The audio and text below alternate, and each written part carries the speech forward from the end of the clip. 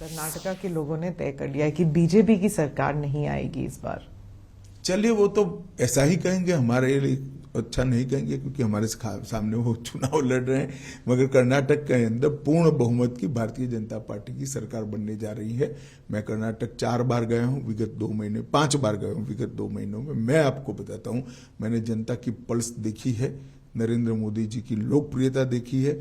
वहां पर बहुत बड़ा मैंडेट भारतीय जनता पार्टी को मिलने जा रहा है। तटीय और दक्षिण कर्नाटका में तो होल्ड था ही बीजेपी का, लेकिन आप मानते हैं कि बाकी इलाकों में भी? नहीं, उत्तर कर्नाटक और हैदराबाद कर्नाटक में भी मैं जाकर आया हूँ। जी जी। और मैंने शुरुआत तो मांड्या से करी है।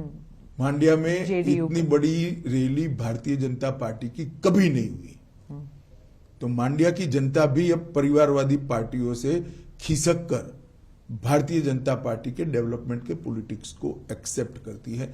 मैं मानता हूं बहुत शुभ चिन्ह है कर्नाटक की राजनीति के लिए। जेडीएस जो है वो भी कह रही है कि हम पर परिवारवाद का आरोप लगाते हैं अमित शाह जी, लेकिन उनके पार्टी में भी तो इतने सारे लोग हैं जो second generation, third generation politicians हैं। देखिए, सेकंड जनरेशन, थर्ड जनरेशन में जो काम करते हैं ऐसे लोग मेरी पार्टी में भी है जी। मगर मेरी पार्टी में ऐसा नहीं है कि पार्टी का अध्यक्ष उसके बाद उसी के परिवार का व्यक्ति अध्यक्ष बनेगा या तो पूरा का पूरा परिवार एमपी या एमएलए बन जाएगा।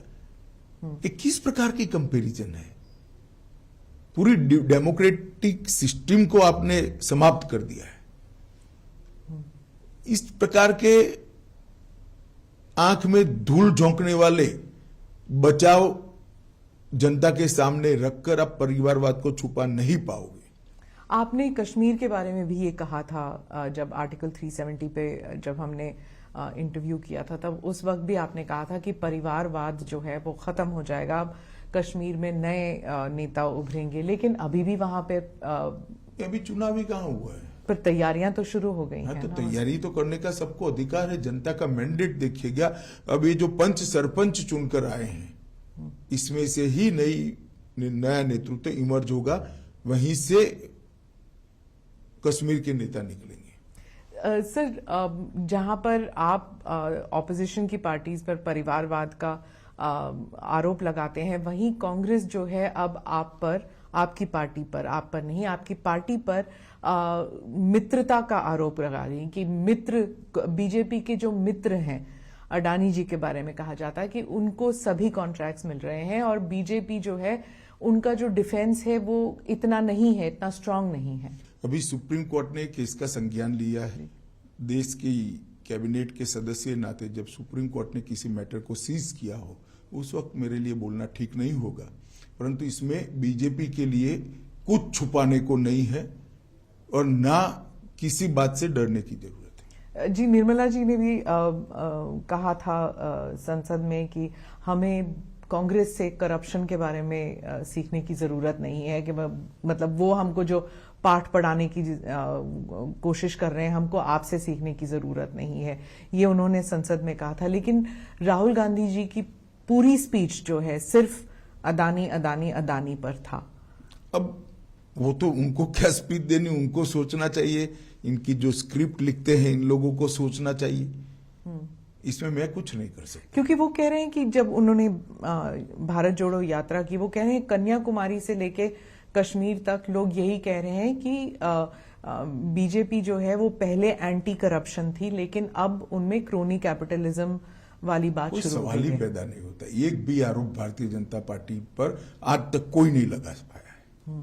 उनके जमाने में उन्हीं की एजेंसियों ने, चाहे कैग हो चाहे सीबीआई हो, उन्होंने करप्शन का संज्ञान लेकर केस रजिस्टर किए थे। 12 लाख करोड़ के करप्शन के घोटाले किए थे।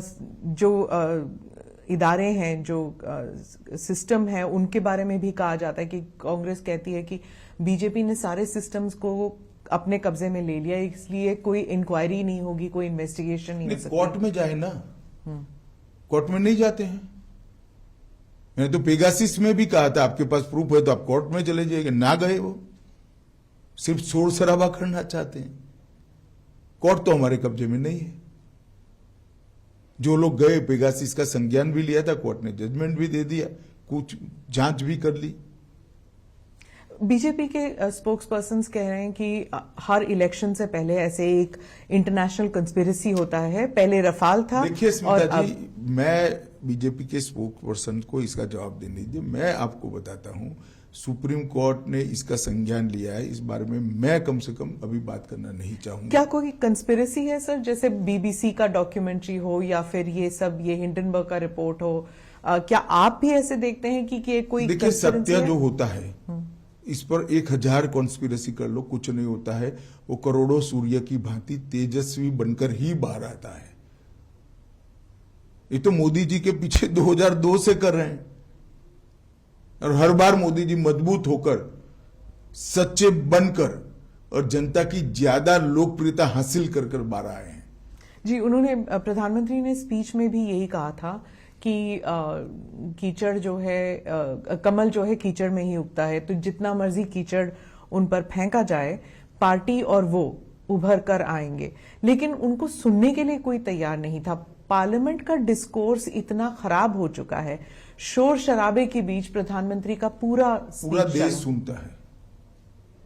जो सांसद को तय करती है ना, वो जनता पूरी सुनती है। अब सोशल मीडिया प्लेटफॉर्म पर चली जाइए और मोदी जी के भाषण के पर कमेंट्स पढ़िए, पूरी जनता सुनती है। अब पॉलिटिकल स्टैंड लेकर कुछ पार्टियां नहीं सुनना चाहती है, वो भी जनता देख रही है। पर उनकी जो, वो कहते हैं कि जो हम तो अब पार्लियामेंट में, संसद में बोल भी नहीं सकते क्योंकि हमारे शब्द भी एक्सपंज किए जाते हैं। नहीं, पहली बार एक्सपंज नहीं हो रहे जी। पार्लियामेंट के प्रोसीडिंग्स एक्सपंज शब्दों और वाक्यों से भरा पड़ा है।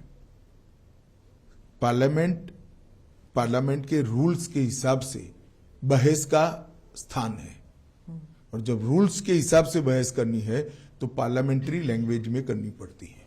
आपने भी कहा था, जब अधीर रंजन जी ने पप्पू शब्द का इस्तेमाल किया, तो आपने कहा कि किसी भी सांसद जी के लिए ऐसे शब्द इस्तेमाल नहीं करने चाहिए। आपने भी कहा, उस वक्त सब हंस पड़े क्योंकि वो शब्द जो है इतना अजीब लगा कि संसद में कोई वो शब्द कह रहा है। तो वो, पर उसके बाद गाली गलौज भी शुरू हो चुकी है। आप इसके बारे में कुछ कहेंगे? कि देखिए, मैं तो मानता हूं कि जनता सब कुछ देख रही है और जनता इवेल्युएशन भी करती है। अब इंडियन डेमोक्रेसी इतनी मजबूत हो गई है, इतनी मैच्योर हो गई है कि वोट कास्ट करते वक्त ये सारी चीजों का संज्ञान भारत की जनता लेगी।